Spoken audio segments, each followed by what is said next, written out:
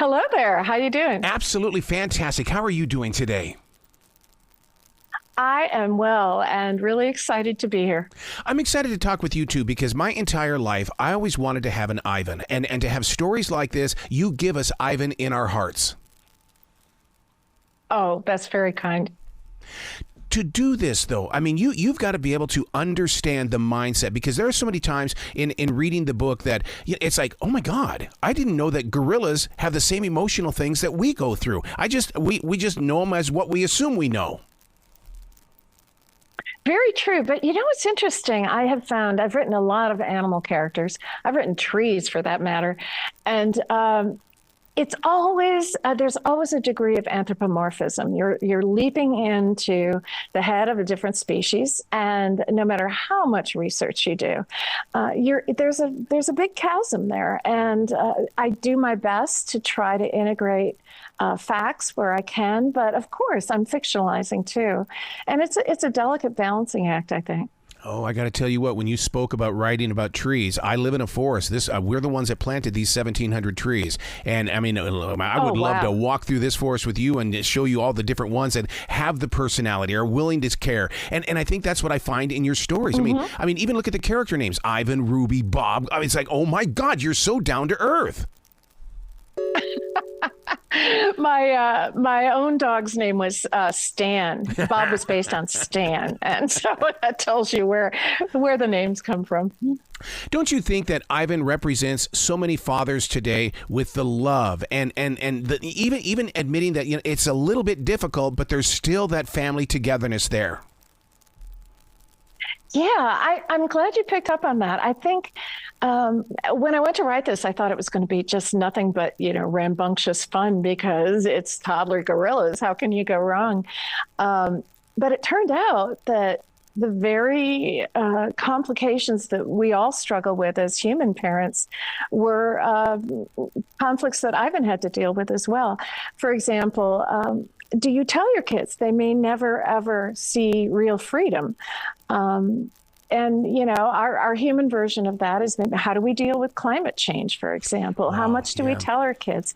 Kids, pick up on things. They understand so much more than we give them credit for. And Ivan has to kind of work through that. Yeah. When you were creating the characters, did you come up with baby voices? Because my dog speaks to me in the voice that I hear in my head. That's the way I look at it. And she probably has a big baritone voice or something. No. In my head, once Danny DeVito had played Bob in the movie and done the audiobook, Stan sounded like Danny DeVito forever after that. But yeah, Ruby, absolutely. I've talked to teachers who do, I'm not very good at it myself, but who do amazing voices as they're reading. And Ruby is always fun because she's just so silly and, incredibly curious. So similarly with the two toddlers, they end up being quite a handful. Yeah. And I imagine would be really fun to voice. So many authors have always said that they try to write books that become the face of who their reader is. And I think that you do that quite well in this one, because we all can relate with these storylines. And it's like, wow, yeah, I get this. Yeah, it's the parallels with the human condition are hard to ignore. And it's an interesting balancing act, trying to get it just right. But I think that in particular for Ivan, he has to decide how much of his past he's going to share with his kids and how much of the future and his fears about the future he's going to talk about. And, toddlers have a way of asking questions and being persistent. So he has to figure all that out. You bring up a very interesting point about Ivan sharing how much of his past. That's the one thing that I was disappointed about, that my parents didn't give me, their past. And because I think where we are today is because of them. It is so important to give your story to those in front of you so that they know what the past was like. Oh, that's vital. You're so right about that. And we hesitate, don't we? Because, you want to protect kids. You want to You want to keep them safe. I just was in Virginia last week because one of my books had been banned, and this instinct we parents have to protect our kids, sometimes we take too far. So it's a hard one, but I think it's very important to share our stories because that's how kids learn. Does that give you PTSD as an author? Because I know that when my first book was put out, people are going, "No, dude, don't do this," and they were uneasy with what the subjects that I covered, and it gave me PTSD. And going, the next book will not have this, I promise. And I thought, why am I keeping it away from people?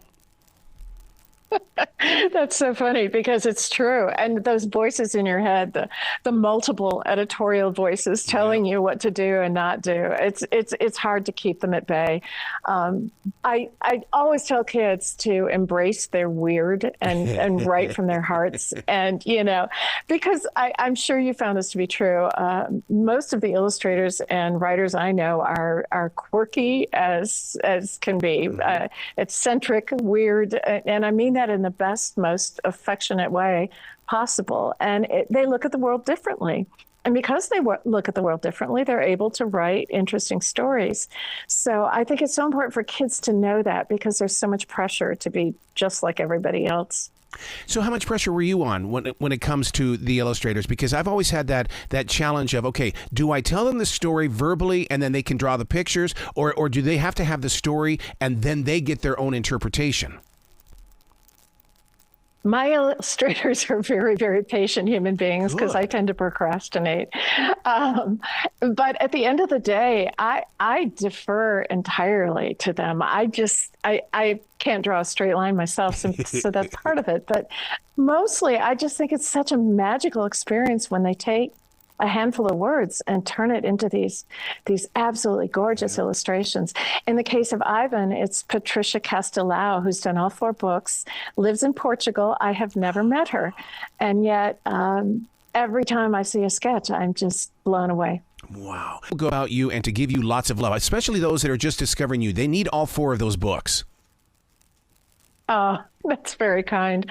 KatherineApplegate.com, and I'm on the usual social media sites. But if you're looking for the book, I always say start with your local indie because independent bookstores are the hearts of our community. It's available everywhere. Yeah, and the people inside those bookstores are real people that look just like us. They're not trying to be fancy or anything. No, they're just amazing human beings. Yep. Please come back to this show anytime in the future, Katherine. The door is always going to be open for you. Oh, you're so kind. Thanks. I had a great time. Well, you be brilliant today, okay? You too.